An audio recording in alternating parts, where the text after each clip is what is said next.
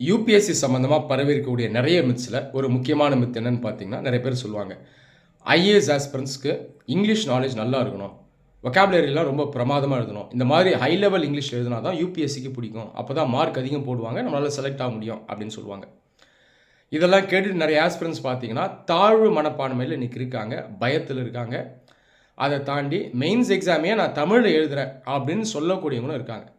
சரி, English knowledge அந்த அளவுக்கு பயங்கரமாக இருக்கணுமா அப்படின்னு கேட்டிங்கன்னா அதெல்லாம் கிடையாது. இந்த மாதிரி மித்ஸை நம்பாதீங்க.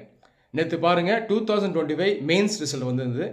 எனக்கு தெரிஞ்ச ஸ்டூடெண்ட்ஸில் நிறைய ஸ்டூடெண்ட்ஸ் பிரமாதமாக இங்கிலீஷ் லாங்குவேஜில் எழுதுகிறவங்க கிளியர் பண்ணலை. ஆனால் ரொம்ப சிம்பிளான இங்கிலீஷில் எழுதக்கூடிய ஸ்டூடெண்ட்ஸ் என்னுடைய சர்க்கிளில் ஒரு 2 பேர் கிளியர் பண்ணியிருக்காங்க. அப்போது இதுதான் உண்மை. சொல்லப்போனால் இது வரைக்கும் யூபிஎஸ்சியினுடைய எவாலுவேட்டட் மெயின்ஸ் ஆன்சர் பேப்பரை யாருமே பார்த்ததில்லை. டிஎன்பிஎஸ்சி மாதிரி யூபிஎஸ்சி எவாலுவேட்டட் ஆன்சர் ஷீட்ஸை ஆர்டிஐ ஆக்ட் கீழே ரிலீஸ் பண்ண மாட்டாங்க. யாராவது கேஸ் போட்டால் கூட சுப்ரீம் கோர்ட்டில் தான் சப்மிட் பண்ணுவாங்களே தவிர அந்த கேண்டிடேட்ஸ் கொடுக்க மாட்டாங்க. அப்போ யாருமே எப்படி எழுதுகிறாங்க அப்படின்றத பார்த்தது கிடையாது.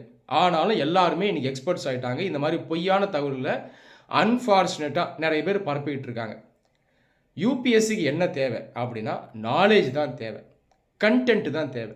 நீங்கள் சிம்பிளான இங்கிலீஷில் எழுதினாலே போதும்.